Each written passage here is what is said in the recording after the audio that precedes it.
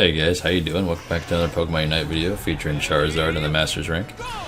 I had a lot of footage for you guys earlier, a lot of videos uploaded with Charizard, but apparently my capture card decided to not record audio.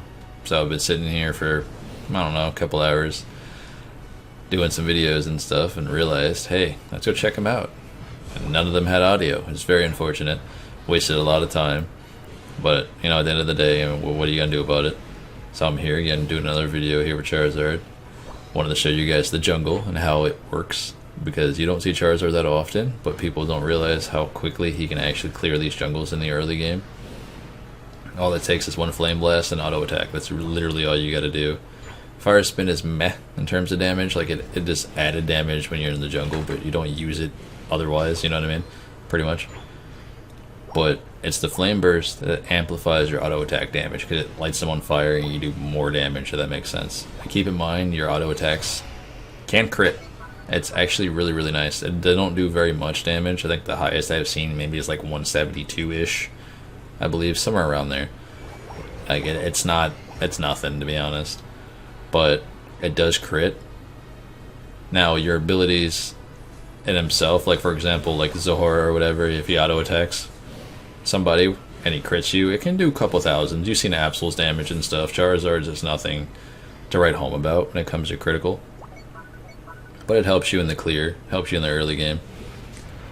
Now, generally speaking, like you see the time here, it's like 8:30 or whatever right there. We wanted to be up here to get bees right fast. We end up clearing bees and we're moving on with our day. We catch a Fletchling over here for some reason. I believe he's jungle this round. I don't remember. Just because we were kind of all over the map and we didn't really see Talonflame do much of anything, to be fair. But keep in mind, you can't punch through the wall. Sometimes I still make that mistake, and I've been playing this since day one.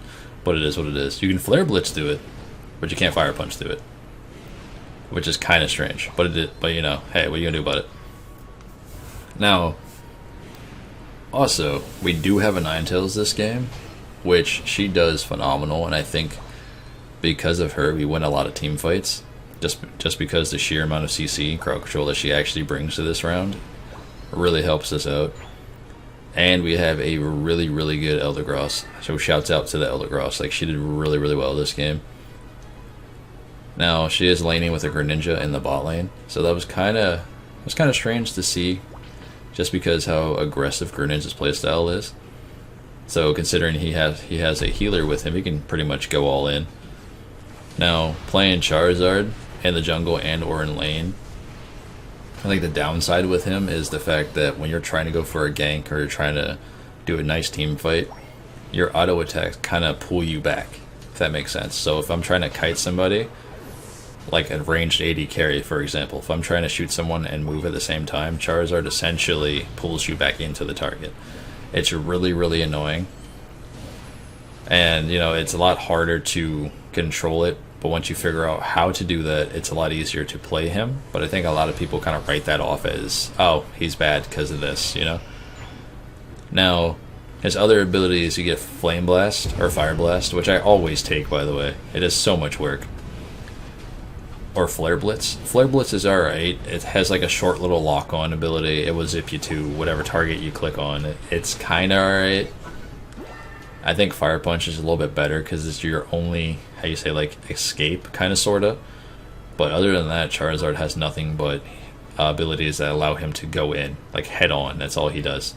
So the downside with that is your team that you play against in solo queue is really, really hard to sync up with Charizard sometimes. Because, again, you just go in. You don't really have a form of escape, really.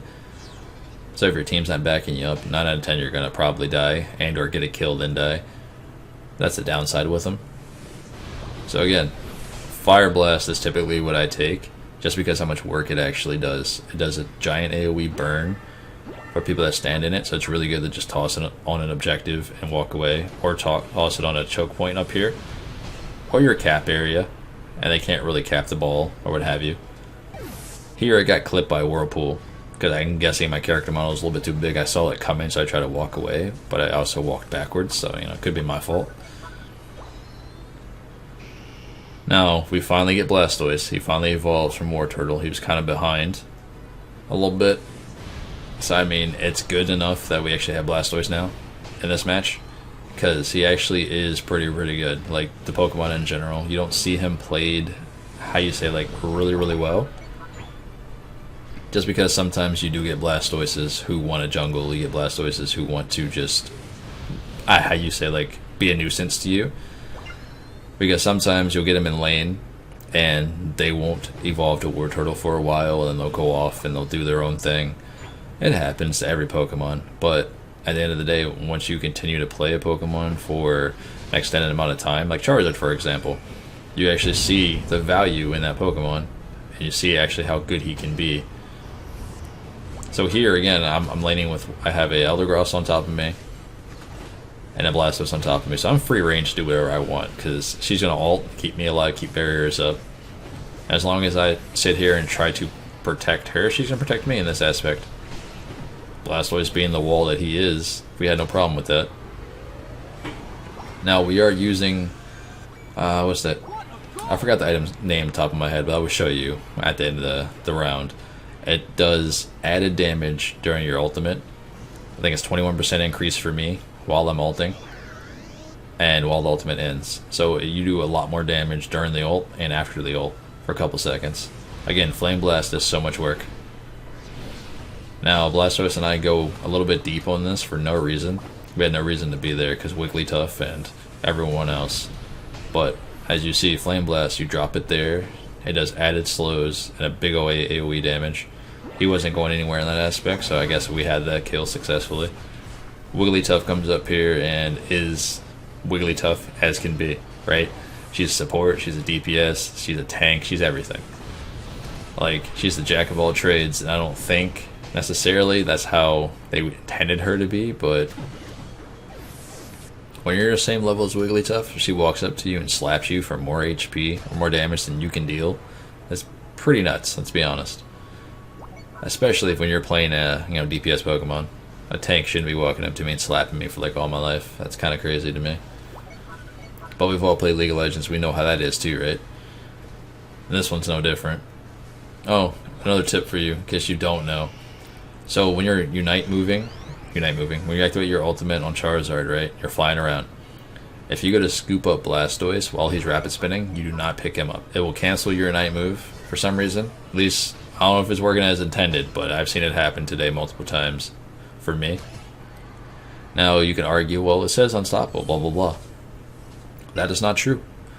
Because if any of you guys have played Machamp, I'm sure you have, when you're running at somebody with Machamp, you're also unstoppable, right? But tell me why. Slowbro can go ahead and tether you. I guess his little laser beam thing. You know, talk about the ability that picks you up. Well, Slowbro, he can stop you while you're running. So in case you guys didn't know that, just because you're unstoppable doesn't always mean you can't be stopped. But for some reason, Charizard can't pick up Blastoise. It's a little weird. The animation's kind of buggy. So that might be working as intended, not 100%, but, you know, it's been doing that to me as of late. And here we are in the middle of nowhere fighting here for no reason. So, I mean, this is one of those situations where I try to, like, push my my power, if that makes sense, and I get caught out for it. So does she, which is bad. I think that was kind of my fault, 'cause she went over to me and ended up getting killed herself, but we'll come back. We got 1 minute in the game, and Zapdos is up. So it's one of those situations where we gotta fight for Zapdos as usual. Now, Talonflame, again, didn't really do much all game. Pretty much.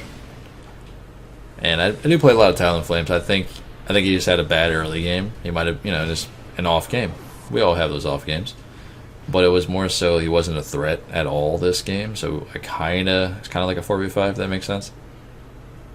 Zapdos ends up spawning, and we have to go for Zapdos. Now, this is not something I was trying to do. I was trying to draw out Machamp and Greninja to come to me, which apparently it worked because they showed up right away. So I'm getting ready to leave. Greninja's moving up.